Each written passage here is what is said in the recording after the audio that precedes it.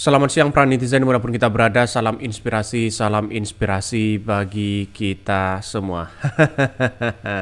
Nah, sekarang baru terasa ya bagaimana hutang dari kereta cepat ini. Dan ini menjadi tanggung jawab KAI. Saya kira soal utang kereta cepat ya, apakah sekarang KAI sudah minta keringanan kepada pemerintah? Dan itu yang ditertawakan oleh masyarakat Indonesia. Begitu banyak biaya-biaya ya kereta cepat ini, apalagi ya nanti Jakarta Bandung, Bandung Surabaya dan sebagainya. Wah, semakin tinggi begitu kan ya hutang-hutang mereka. Apakah ini Cina lagi, Cina lagi, Cina lagi?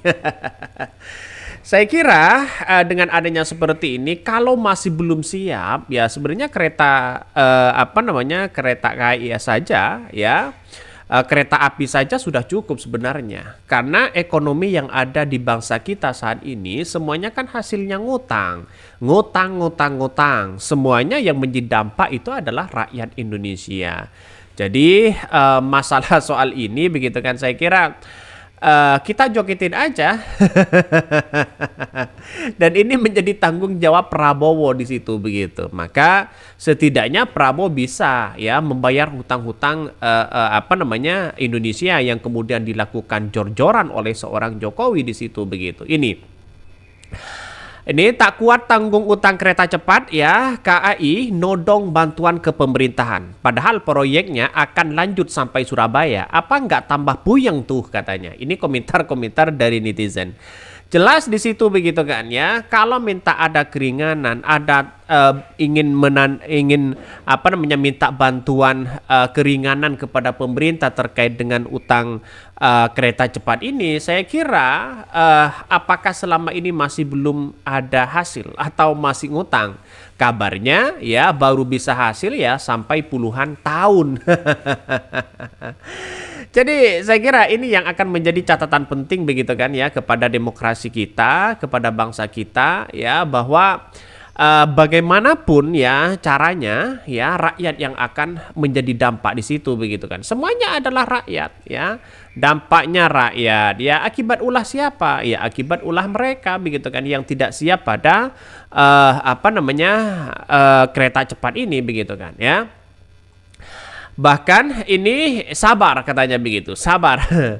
Lanjutkan sampai hancur, yang penting dapat bansos dan mudah joget. Negara ini baru bisa maju kalau saudara-saudara kita ya dari Jawa cerdas semua. Emang gue pikirin ya, walaupun orang komentar-komentar netizen mengatakan seperti itu, sebenarnya sudah punya dampak juga mereka. Di antaranya bayar pajak, bayar ini, bayar A dan sebagainya. Ada yang mengatakan yang cukup lucu begitu kan. Di komentar dari ini ya netizen, bangga-bangga di awal, sengsara kemudian. Belum waktunya ya. Ini butuh kereta cepat, banyak alat transportasi bisa dimanfaatkan. Bus ya, kereta biasa, nggak keren banget nih programnya.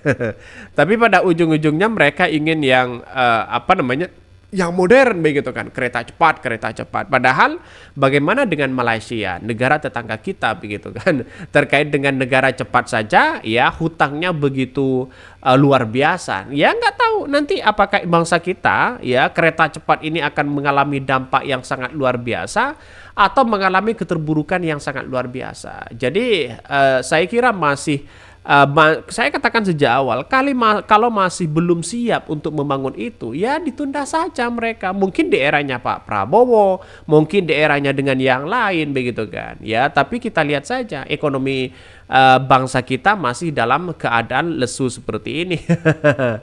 Ya, semuanya serba dijual ya. Jual aja mereka begitu. Ini dijual, sana dijual, itu dijual dan sebagainya. Artinya ada nuansa-nuansa yang kemudian yang kita lihat saat ini begitu kan ya, ada nuansa-nuansa masyarakat Indonesia begitu kan melihat bagaimana kereta cepat yang kemudian mengalami mengalami hutang yang begitu fantastis di situ. Ini soal utang kereta cepat, KAI minta keringanan ke pemerintahan ya. Ini bukan minta keringanan, anggaplah minta suntikan modal. Atau suntikan dana lah ya, secara gamblang seperti itu begitu.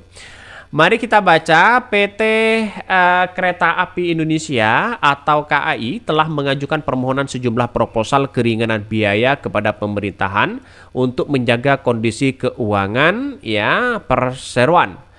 Bahkan ya dalam dalam hal ini kalau menurut saya pribadi kalau semuanya minta pada ujung-ujungnya lihat saja nanti begitu kan ya. Dampaknya ya pada masyarakat Indonesia ya katanya kereta cepat ya banyak penumpangnya sampai antrian, tapi pada ujung-ujungnya bagaimana begitu ini. Beban utang dari kereta cepat Jakarta Bandung KCJB atau HUS ya semakin membesar usai cairnya tambahan pinjaman dari China Development Bank ya CDB ya untuk pembayaran pembengkakan biaya atau cost overrun.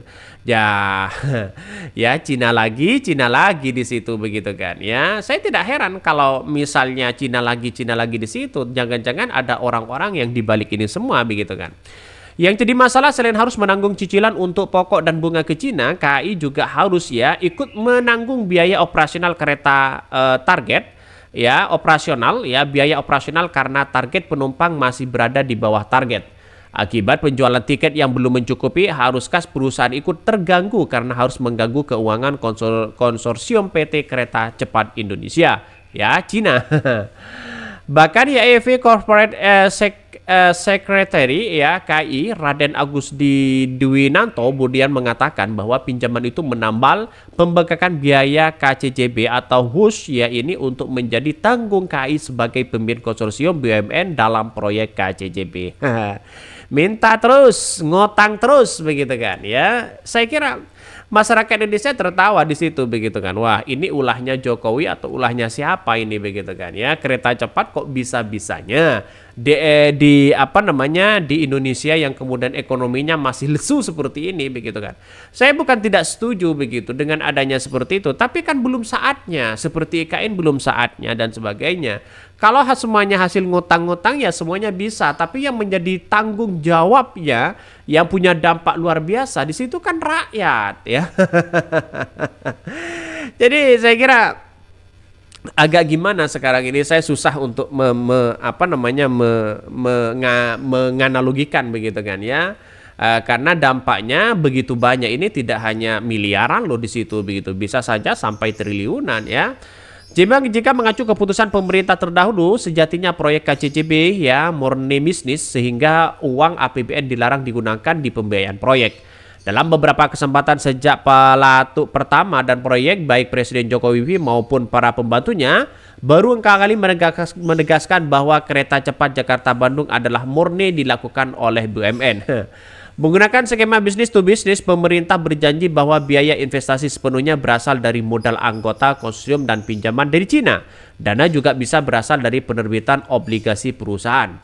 Presiden Jokowi ya juga menegaskan jangankan menggunakan uang rakyat, pemerintah ya bahkan sama-sama tidak memberikan jaminan apapun pada proyek tersebut apabila di kemudian hari bermasalah. Kok bisa?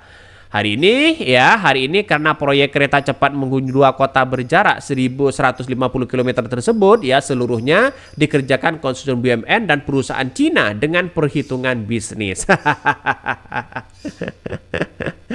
Ya Cina mau dilawan begitu kan ya, Cina mau dilawan, Cina lagi di situ begitu. Jadi saya kira bagaimana begitu kan ya Jakarta